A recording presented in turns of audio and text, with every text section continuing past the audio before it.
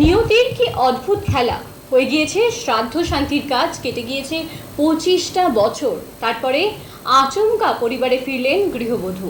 মাকে পেয়ে খুশি লাভপুরের আদিবাসী পরিবারের ছেলে। আজ থেকে প্রায় 25 বছর আগে 2001 সালে বীরভূমের লাভপুর আদিবাসী পাড়া লাঘাটার একজন আদিবাসী মহিলার স্মৃতিভ্রষ্ট হয়। সে সময় হঠাৎই একদিন নিখোঁজ হন তিনি। দীর্ঘদিন খোঁজ না পাওয়ার পর মৃত বলে ধরে নেয় তার পরিবারের লোকেরা। সে সময় স্বামী ও দুই পুত্র অনেক খুঁজেও সন্ধান পায়নি তার। আদেও কি তিনি জীবিত আছেন সে বিষয়ে সন্দেহ তৈরি হয় সবার মনে। দীর্ঘ 25 বছর তার কোনো খবরাখবর পাওয়া যায়নি। কিন্তু হঠাৎই মঙ্গলবার রাজস্থান রাজ্যের ভরতপুর জেলার আপনাঘর আশ্রম নামক একটি হোম থেকে যোগাযোগ আসে বেঁচে আছেন তিনি। যে দীর্ঘ 24 বছর ধরে এক আদিবাসী মহিলা, যার নাম রূপলী হেমব্রম, মানসিক ভারসাম্যহীন অবস্থায় আশ্রয়ে রয়েছেন তাদের। এবং ভাগ্যের পরিহাসে হঠাৎ করেই গতকাল অর্থাৎ বুধবার উক্ত আদিবাসী মহিলার স্মৃতি ফিরে আসে। তিনি বলতে থাকেন তার বাড়ি লাঘাটার লাভপুরে। আশ্রম কর্তৃপক্ষ রাজস্থান থেকে ইন্টারনেটের মাধ্যমে সোনালী হিন্দু হোটেলে যোগাযোগ করেন। মোবাইলে ভিডিও কলের মাধ্যমে উক্ত মহিলার সাথে সাক্ষাৎ হয় তার এবং তার পরিবারের, এবং তারা উভয়কে চিনতে পারে। খবর যায় লাভপুর বিধানসভার বিধায়ক তথা বীরভূম জেলা পরিষদের মেন্টর অভিজিৎ সিনহার কাছে। খবর পাওয়ার সাথে সাথেই বিধায়ক ব্লক প্রশাসন ও জেলা প্রশাসনের সঙ্গে দ্রুত যোগাযোগ করে ব্যবস্থা গ্রহণ করেন। এই উদ্যোগকে সাধুবাদ জানিয়েছেন বহু বিশিষ্টজনেরা। বছর আগে 2001 সালে আমার লাভপুর বিধানসভার লাঘাটা আদিবাসী গ্রাম থেকে এক মহিলা তিনি নিখোঁজ হয়ে যান।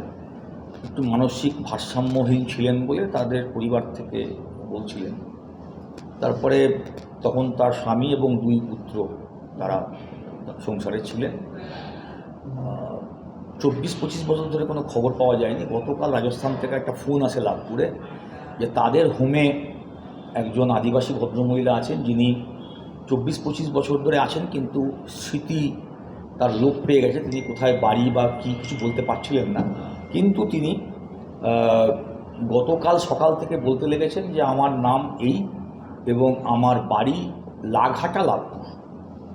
তো লাঘাটা লাভপুর শুনে রাজস্থানের নামও বলেছে। আচ্ছা, এবং তার স্বামীর নামও বলেছে। তো তারপরে তারা সেখানে নেটের মাধ্যমে লাঘাটা লাভপুর যখন দেখে, তখন দেখে হ্যাঁ এটা পশ্চিমবাংলার বীরভূম জেলার লাঘাটা লাভপুর একটি গ্রাম আছে। তখন সেখানকার যারা কর্তৃপক্ষ আছে তারা যোগাযোগ করেন, আমার কাছে খবর আসে। তারপরে ভিডিও কলের মাধ্যমে আমার বড় ছেলে, ওনার ষষ্ঠী হেমব্রম, তার সঙ্গে তার দেখা, মানে ভিডিও কলের মাধ্যমে যোগাযোগ হয়। মাও ছেলেকে চিনতে পারে, ছেলেও মাকে চিনতে পারে, এবং গ্রামে যারা আরও বয়স্ক মানুষ আছে তারা সবাই বলে হ্যাঁ এটাই আমাদের রূপালী, যে হারিয়ে গেছিল, রূপালী হেমব্রম। তো সেই রূপালী হেমব্রম।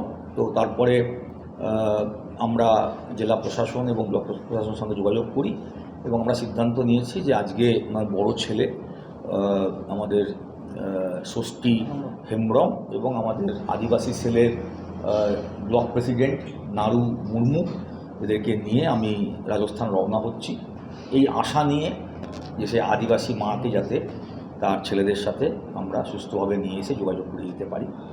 এটা একটা খুব আনন্দের আমার কাছে যে এতদিন পর আজকে এই একটা 24-25 বছর পর একজন আদিবাসী রমণী অত দূর চলে গেলেন কী করে, এটা এখনও রহস্য। সেখানে না গেলে হয়তো জানতে পারবো না। ভরতপুরে সেই আশ্রমে গেলে হয়তো জানতে পারবো। ভরতপুর রাজস্থানে ভরতপুর, এবং আশ্রমটির নাম আপনাঘর আশ্রম।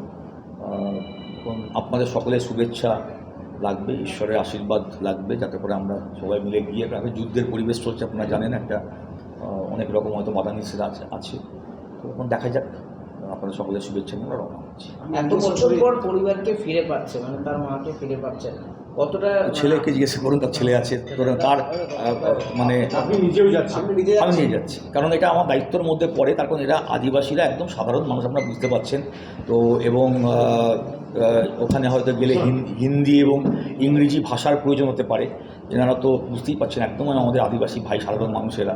তো অত দূরে গিয়ে তো এদের পক্ষে এইরকম একটা, এবং সেখানে কিছু লিগ্যাল কমপ্লিকেশন থাকতে পারে যে সত্যি করে ছেলে কিনা বা ইত্যাদি, এই সবটা করার জন্য বিধায়ক হিসেবে আমার দায়িত্ব যে অন্তত এদের সঙ্গে নিয়ে গিয়ে আমার দায়িত্বটা পালন করা। যায় না, আমার বোনটা নিয়ে গেছিলো, বোন। বোন আর বাবা যায়নি।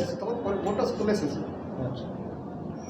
বোনটা ছোটো ছিল, এবারে ওখান থেকে সব মেলাগুলো দেখেছে, মেলা দেখেছি। মেলা দেখেছে যে আপনার ব্রেনটা কাজ করছে না। যে 3 মাস ছিল ফেরার পর ঘরে, তারপর চান করতে বেরিয়ে তখনই আমরা খুঁজে পাইনি। আপনার বাবা কবে মারা গিয়েছেন? মারা গেছে 1 বছর আগে।